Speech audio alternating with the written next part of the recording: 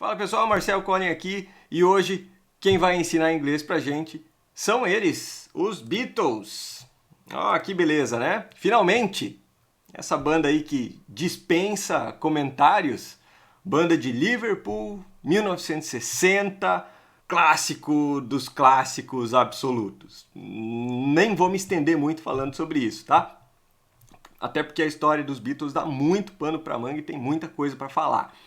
Bom, nossa música de hoje é a famigerada Helter Skelter. Já ouviu essa música? Conhece? Conhece a história de letra sombria que ela tem? É, Essa música ela aparece nesse álbum aqui. Conhece esse? Clássico também, né?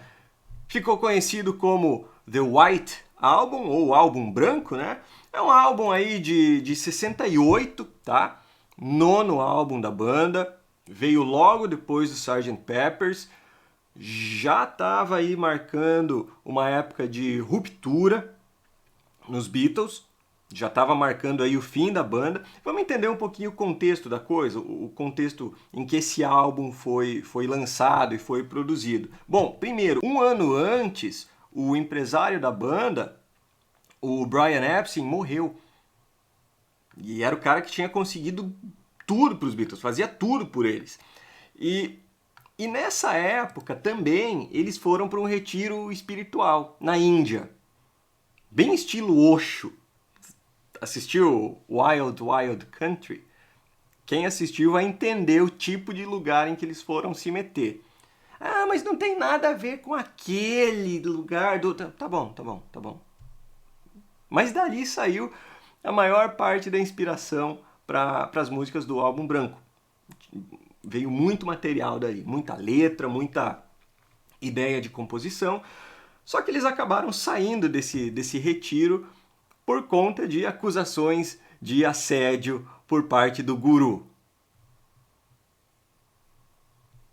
Nessa época, eles estavam entrando em algumas experimentações, né? Então estavam tentando instrumentos novos. O George Harrison mesmo estava encantado pela cítara, que é aquele instrumento de cordas indiano. Outra coisa que aconteceu na época foi o início do relacionamento do John Lennon com a Yoko Ono. Ele estava muito negativo na época. Aquele John Lennon meio soturno, assim, que a gente vê nas entrevistas, sempre junto com ela, um negócio muito esquisito, na verdade, né? Tanto que eles colocam a Yoko Ono para cantar também, né? Aí vem aquela, você gosta da Yoko Ono, não gosta dela? Até que ponto ela foi decisiva para o fim da banda? Em parte sim, mas vamos lembrar que a banda já vinha se desintegrando antes disso, né? E também estava rolando aí uma batalha de egos na banda. Todo mundo queria dominar tudo, todo mundo queria aparecer de alguma forma, principalmente entre o Paul McCartney e o John Lennon. Essa guerra de egos foi muito complicada, foi muito forte. Eles chegaram a usar para esse álbum 3 estúdios diferentes. E daí cada um gravava num estúdio, cada um gravava uma parte separada dos outros, enfim. Ego, né, pessoal? Ego. Bom, mas e Helter Skelter? Que é uma das músicas que tá nesse álbum. Ó, pra ter ideia, algumas pessoas consideram essa música como um marco inicial pro heavy metal. Pela força que ela tem, pela sonoridade que ela tem, pelo vocal que ela tem, gritado, rasgado. Só que acontece o seguinte, o pessoal do The Who tinha feito uma música pesada. E eles deram uma entrevista para uma revista falando que era a música mais pesada, mais suja, mais alta da história. E o Paul McCartney leu essa entrevista. E leu e ficou puto.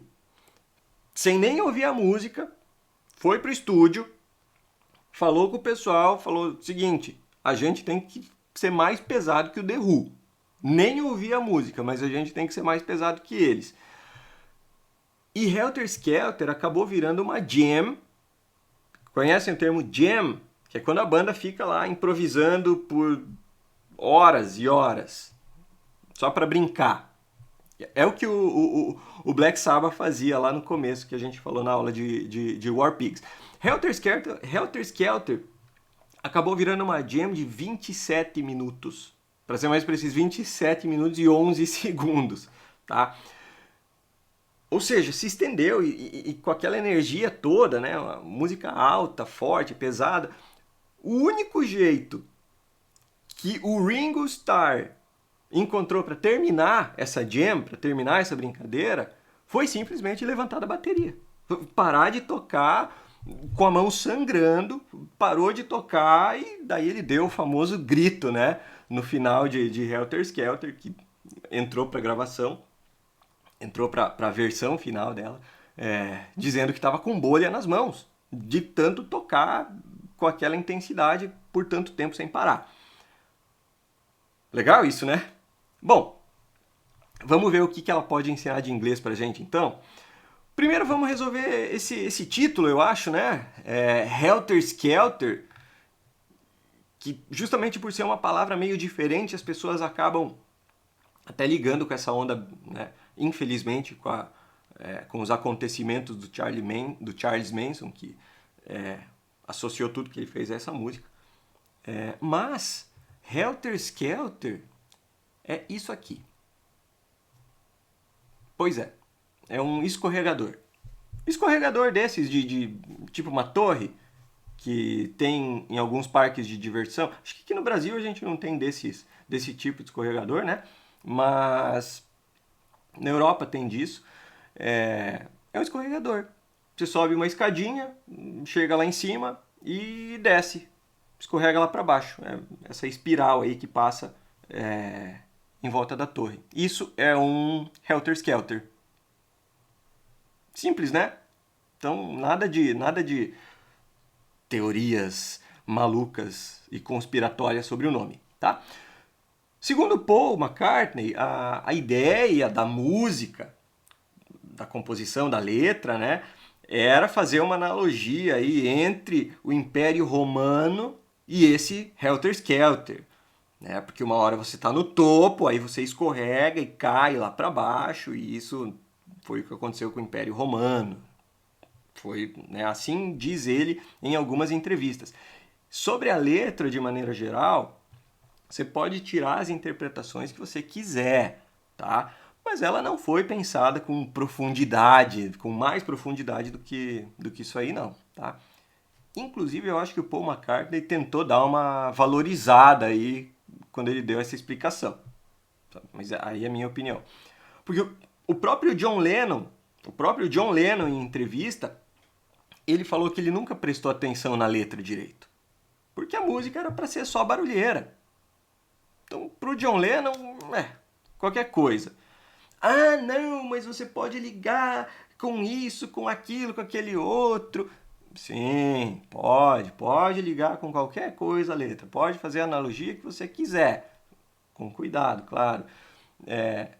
Mas isso não quer dizer que eles pensaram em tudo isso quando escreveram a letra, é muito simples, na verdade. Mas vamos lá, vamos ver o que essa letra fala para nós, tá? Ele começa lá, When I get to the bottom, I go back to the top of the slide. When I get to the bottom, I go back to the top of the slide, where I stop and turn and I go for a ride till I get to the bottom and see you again. Aqui a gente já começa a ter essa ideia do escorregador, tá? Porque primeiro, ali, when I get to the bottom, get to é chegar a algum lugar, é ir até algum lugar. Então, quando eu chego aonde? The bottom. Bottom é fundo, fundo de alguma coisa, tá? Não confundir com profundo. Bottom, fundo. Quando você chega no fundo, toca o fundo de alguma coisa. Então, quando eu chego no fundo do quê? Do escorregador. Quando ele chega lá embaixo. When I get to the bottom, I go back. Go back é voltar, retornar. Go back. Go back to the top of the slide. Eu volto para o topo do do escorregador. Slide é escorregador, ou escorregar, deslizar. Mas aqui, escorregador. Então, quando eu chego no fundo, eu volto para o topo do escorregador. Simples assim, né? Aí ele continua ali. Where I stop and turn and I go for a ride. Where I stop, onde eu paro, and I turn, e eu viro, and I go for a ride. Go for a ride é dar uma volta. Sair, dar uma volta. Dar uma volta num brinquedo. Em parque de diversão, né? Que a gente tem lá os brinquedos. Vamos lembrar o seguinte, em inglês, quando você vai num parque de diversão, você não chama aquelas coisas de brinquedos, tá? Você chama de rides. Cada um daqueles é um ride, tá? É uma atração de parque de diversão. Mas ride também pode ser passeio. Então, é como se ele falasse assim, quando eu chego no fundo, eu volto para o topo do escorregador, onde eu paro e me viro e vou dar uma volta. E desço nele. Go for a ride. E daí ele termina aqui, né? Till I get to the bottom and I see you again. Esse till, que é o até, lembra, né? A abreviação de until. E aqui ele diz, né? Então, até eu chegar no fundo e ver você de novo. And I see you again. Simplesinha, né? Nada de complicações. Termos bem simples, inclusive. Aí ele segue. Don't you want me to love you? I'm coming down fast, but I'm miles above you. Frases bem simples também, tá? Aqui ele faz aquela coisa de começar uma pergunta e meio que hesitar, como se ele estivesse falando assim, você não... Don't you... Então, quando ele pergunta, don't you want me to love you? Ele está perguntando assim, você não quer que eu te ame? Don't you want me to love you? E ele começa com o do you, porque ele está formulando a pergunta, né? Você não quer que eu te ame? Como se ele desse aquela hesitada antes de falar.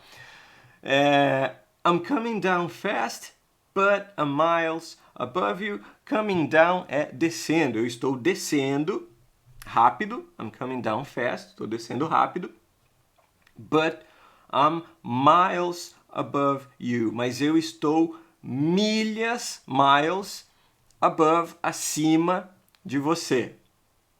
Sou milhas acima de você. Aqui sim, você pode pensar lá em possíveis interpretações para essa frase. Bom, aí seguimos, né? Aí ele segue.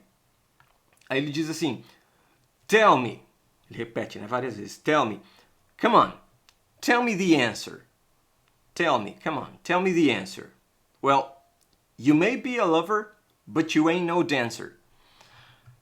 Aqui ele está falando me diga, né? Me conte. Tell me. Me conta. Me fala. Tell me. Come on. Vamos lá. Então, vai, me fala aí. Vamos lá. Tell me the answer. Me fala a resposta. Me diga a resposta. Tell me the answer. Well, bem, you may be a lover. May be é pode ser. Você pode ser. You may be lover. Amante, né? Uma pessoa que ama.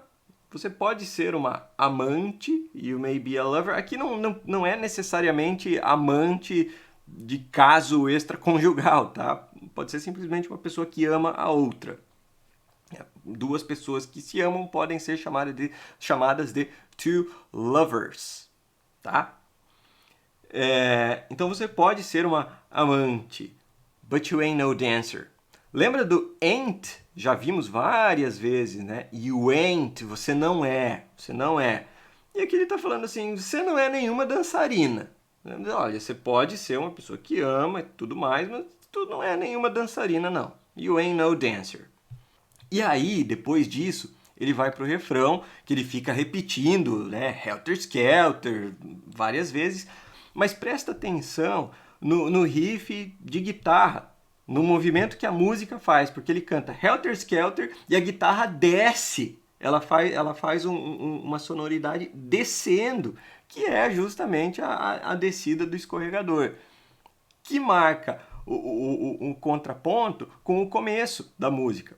Porque no primeiro verso, quando ele começa a cantar, a música está subindo. Já prestou atenção nisso? Como ela começa subindo e aí ela, né, tem aquela explosão de som, né? E aí no refrão ela desce conforme ele vai cantando Helter Skelter. Já tinha reparado nisso? Legal, né? Então ouve lá e presta atenção nesses movimentos aí que a música faz. Aí ele segue.